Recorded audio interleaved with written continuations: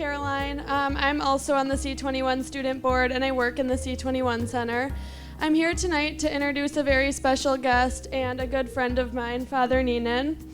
Many of you might recognize him from his frequent trips to the Eagle's Nest, or you might know him from maybe you've attended one of his many luncheon clubs, the best one being the Wisconsin, of course. Father Neenan is very proud of his Midwest roots, as he was born in Sioux City, Iowa. He became a St. Louis Cardinal fan shortly before receiving his first communion. Father Neenan graduated from St. Louis University and then got his PhD from the University of Michigan, and he taught economics there.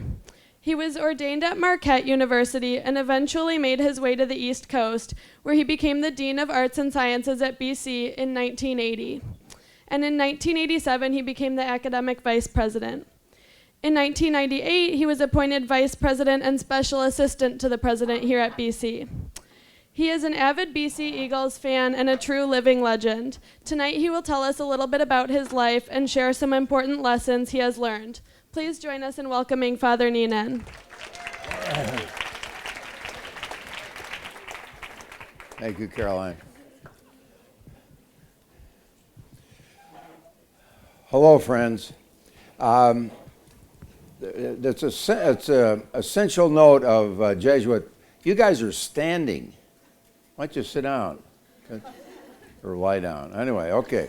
Well, I'm going to be talking here for quite a while, and it's going to seem even longer. So there's a principle of Jesuit pedagogy. A Jesuit teacher is supposed to tell the class what they're going to say it, and then tell them that he said it. Okay? Okay, so I'm going to do that tonight. There are going to be 3 points. The theme of what I'm going to say is sort of summed up by that joke where the person was on third base and thinks he hit a triple. He was born on third base. He thinks he had a triple. Everybody in this room was born on third base, and you didn't hit a triple. You were on third base because of all the good things that had happened to you and your family generations and generations back, right? Okay, it's me too. I was born in Sioux City, Iowa. Thank you, God. My dad had gone to St. Louis University, so at age 3, I became a Cardinal fan. My godfather, Dad's best friend, went to Notre Dame. So from age 3, I have been against Notre Dame. It's a genetic thing. I didn't acquire it, and I like all universities, and I love Notre Dame too, but they have problems. Okay. So that's my theme. You were born on third base. All of us. Okay. Now, at some point, I'm going to sit down here because I tend to fall asleep when I'm talking. Now, there's going to be 3 points. I gave you one. That's the quick one. Now, the intermediate one, I'm going to talk about this thing about being born on third base. And they've advertised all of this thing around tonight. Now, I want to say, I'm on third base now. I didn't start this. Friday, Karen Kiefer, Ellie Zapata, Caroline, and people came together and said, Father Neenan, why don't you get together and tell the students at Boston College 5 things you've learned. So they're the reason that I'm here tonight on third base. Not me. I didn't start out here. They're here. So I want to thank them. And I was asked 5 things I've learned in my life. I said, that's going to be a short talk. However, I do have 2 things that I'm going to, in addition to what I'm going to talk about, that I've learned. I've learned that there's nothing to be learned from losing a game twice, right? When you lose once, you learn something. Second time around, you ain't learned nothing. That's one thing. And the second thing I've learned is The longest river in the United States is the Missouri River, not the Mississippi River, which all of you people that somehow sneaked into Boston College erroneously thinking that the Mississippi River was the longest. You are dead wrong. Google it when you get back to your apartment. So those are two things I've learned. The third thing I've learned is what I started out. Now, I'm going to talk about that at a little somewhat length. I think I'm going to talk about it by using Boston College as an example. John Baptist, we have a library. You people go there to study, not to see and be seen. That's the O'Neill. But you go to Baptist to study, right? Okay, you know the one, the Gothic one over there, where it's all quiet and Now, John Baptist was a Jesuit in 1855-ish, and he was to come down from Canada and celebrate Mass to the French Canadian Catholics. Maine at that time had very few Catholics, and in fact there was a lot of anti-Catholic prejudice against the French Canadians. And he came down to this French Canadian family, and he was celebrating Mass in the home, and this family had 3 kids in the Ellsworth Public Schools. Now, in those days, you had to read the Bible, and you had to have the King James translation of the Bible. Now, the King James is named after King James of England, and that was I grew up as a little boy, that was the Protestant translation. Well, this was a Catholic family, and they had the Catholic translation, which was called Douay Rheims, 2 towns in Europe where the Bible was translated. They had that. But they wouldn't allow this family to use the Catholic translation. Father Baptist said, no, you got a right to do it, use it. Well, he got in trouble. And the people in Ellsworth, Maine, drove him out of town and said, don't come back, because if you come back, you're in real trouble. Well, he came back about 6 months later, and he was celebrating Mass in this house. And the people of Ellsworth knew he was there. They got him. They dragged him out. They tarred and feathered him. Now, tar, you know what tar is? It's that hot black stuff. Okay, they poured that hot black stuff on him.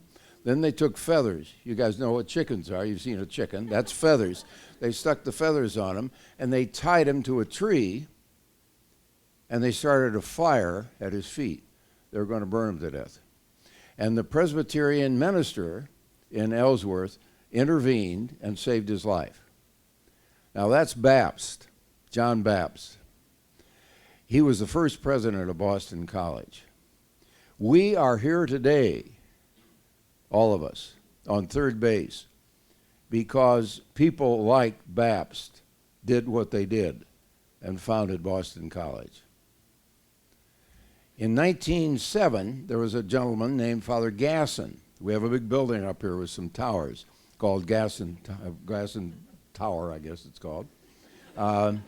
It's right above that big venue there, open space by the O'Neill Library, which is the Neenan Plaza.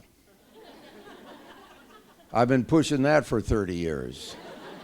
I say, I'll meet you at Neenan Plaza. Doesn't work. Eagle's Nest is where they go. So anyway, Baptist was the president when Boston College was down in the South End. And he came out here and he bought 35, 40, 80 acres or whatever we got and established Boston College. And they moved out here in 1913.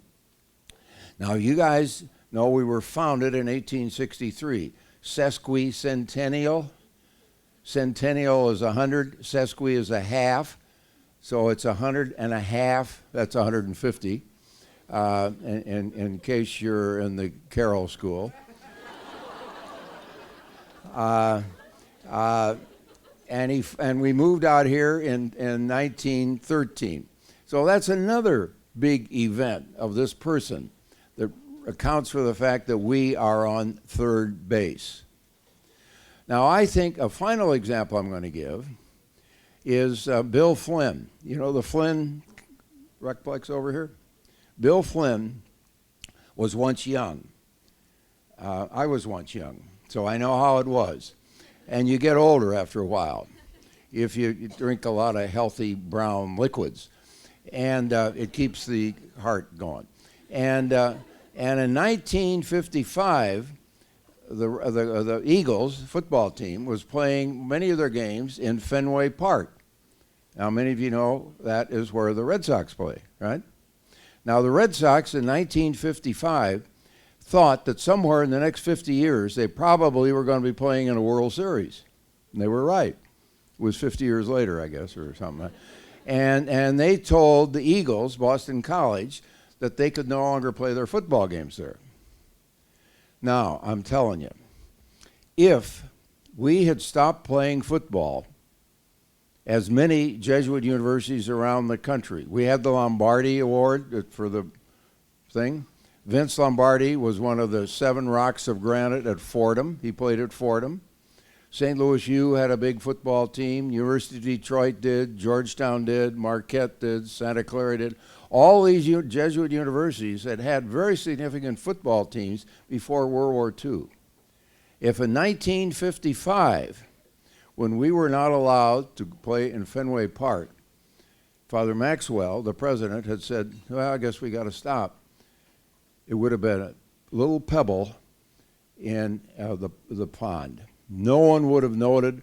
We were a small, little, modest commuter school, and we would not be here tonight.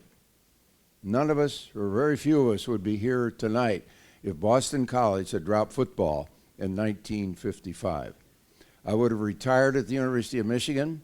I would be in Milwaukee now, eating bratwurst and trying to understand what beer is all about. You guys would be somewhere else, going somewhere else. But we're not a national university because of football, but if we had dropped football, we would not have become a national university. And it was due to Bill Flynn, as the Flynn complex down there. He was the young athletic director, went to Father Maxwell and said, if I can get the alumni to give $100,000, can we take the wooden benches that we have on Stokes Hall? Now, if you've been around here a number of years, that was the Dust Bowl. That's where they used to play some of their games. They took the wooden stands down to where we have Alumni Stadium now. That's the reason it's called Alumni Stadium, because these alumni gave $100,000 to keep football. So that's another reason. Those alumni that gave $100,000 and Bill Flynn and Father Maxwell are reasons we are on third base today. It didn't happen just like that. So there's a context here. We all think, here I am on third base. Good luck. You're at bat. You haven't even hit it yet. So don't pretend that you've done this all by yourself. Now,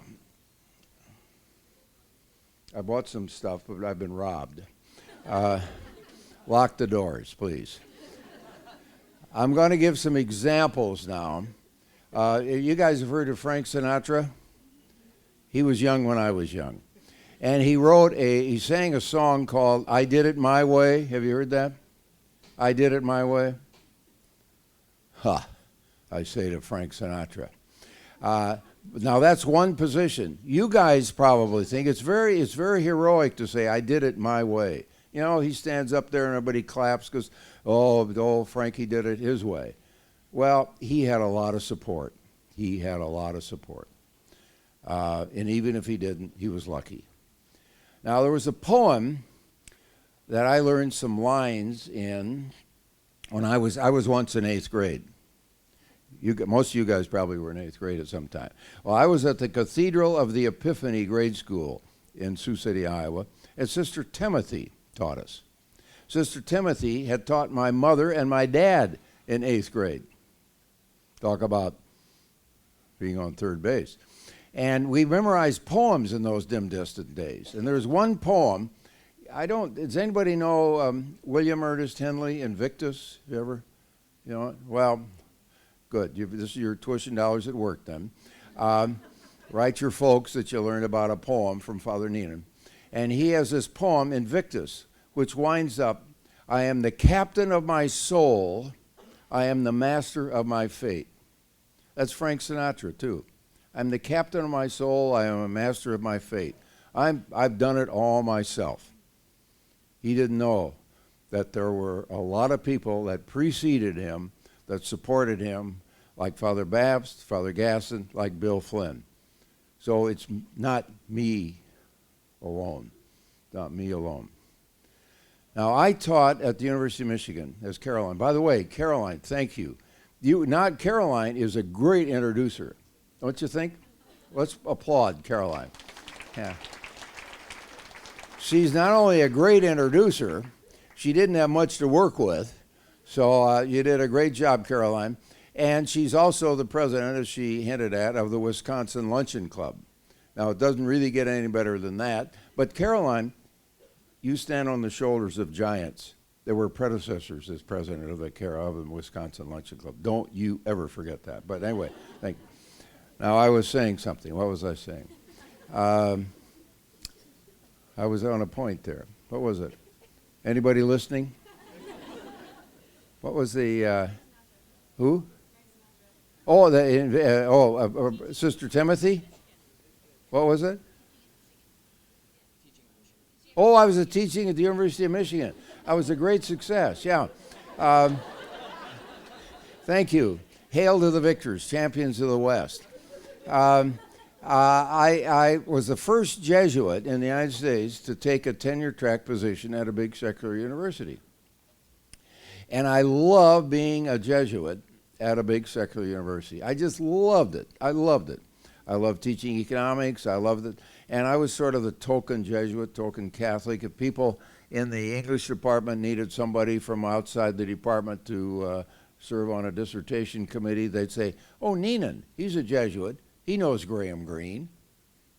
Well, of course I know, not personally, but I've read Graham. So anyway, so the fact, Bill Neenan, nice guy, reasonably good economist, but I was a Jesuit. I had an impact, I think, at the University of Michigan, and it was because I was a Jesuit. I didn't wind up on third base. I followed 450 years of Jesuits doing marvelous things around the world, and here's this guy associated with him, so he must be a nice guy. We are in a community. We are not master of my soul, captain of my fate. You know, that is just, I'm cleaning it up a little bit here because there are some men present, but that's not BS. You women know, tell the guys what that means. All right, well, that's I don't know if I run out of time yet. How am I doing? How much more? 2 minutes?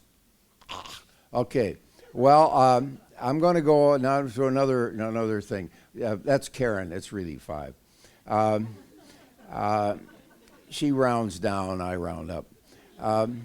So there's that. Now, I'm going to get religious now. I'm a Catholic priest, you know that? Jesuit Catholic priest? Okay. I am one. And I talk with people. I sometimes bring up religion at the Eagle's Nest. And people will say, well, I'm a Catholic, but I'm really into spirituality. Oh, I am too. I drink scotch also. Well, then it turns out that's not what they had in mind. I say, well, what is it? Well, I'm against organized religion. Well, now I'm going to touch. I'm serious now. The Jewish tradition has remained 3,500 years, back to 1500 BC. The Jewish tradition didn't remain that long by people doing spirituality. It remained that long by people being involved in an organized religious dimension. Methodists have continued for hundreds of years. Islam for 1,300 years. Roman Catholicism for 2,000. It's been handed down by parents, grandparents, many of whom suffered much to pass on the tradition. One example, Edmund Campion. We got Campion Hall, heard it? Have you heard of Edmund Campion? He was an English Jesuit, studied at Oxford during the Elizabethan period, went to France, was ordained a Jesuit, came back to England. It was a capital crime to be a Jesuit in 1585. He was caught, and because he was a Jesuit, those of you people who have been in London, Hyde Park, you know the park there? Well, 3 blocks down the road there is Tyburn, which was outside the city limits in those days. They took about 30 Jesuits over a period of 20 years. They took them out there. They strung them up. They hung them. They cut them down while they were still alive. Then they drew them. Have you ever drawn a chicken? You want to draw a chicken? You know what I mean? You take a knife and you cut their entrails out. That's what they did to Edmund Campion. Then they quartered him. The phrase is hung, draw, and quartered. Edmund Campion was hung, drawn, and quartered. So those of us that are in that tradition have had it passed along to us by people like Edmund Campion. So for us to say, well, okay, I got my act together now, you have an obligation to pass that act on, because people for 2,000 years have been suffering to pass it on to you. You like the values you have, well, you didn't wind up on third base accidentally. You wound up on third base because of people like Edmund Campion. Now I'm going to sort of, I love Unitarians, so I hope no one's going to be offended here. Really, I mean that honestly. When I was at the University of Michigan and mildly involved in the anti-war stuff, whatnot, a lot of my friends there were Unitarians. I can honestly say that all of my Unitarian friends that I knew were Jews or former Catholics. I never met, I'm sure there are some, a Unitarian who had Unitarian parents. Now, I don't know if I have my biology correct, but I hope I'm not offending Unitarians, because I do like them. But Unitarians are mules. They don't reproduce. Horses, a Unitarian becomes one of a horse and a donkey getting together, and they don't reproduce. Now, you guys, if you're interested in your values and transmitting your values, you can't be a mule. So I've lost a lot of friends, I know. But when you get to be this old, that happens. So I'm going to wind up. I'm going to finish now. We're about finishing. And I apologize to the Unitarians. Actually, I'm laughing, okay? Yeah. When I'm called to court for this, I'll say, well, he really was laughing. Okay. No, I really do. I do love Unitarians because my views are similar to them. They read the New York Times. They jog. I don't jog anymore. But they like Scotch. But we're very similar in various things. I tend to vote the same way they do. Sorry, Caroline. Anyway, so now, okay, I'm going to. That's the second point. Okay, first point, second point. Now the third point. Tell them you're going to tell them. That's my little story about third base. Then tell them what you tell them. That's what I've been talking about. Then tell them that you told them. So I'm going to summarize now. We have people here of a lot of different traditions.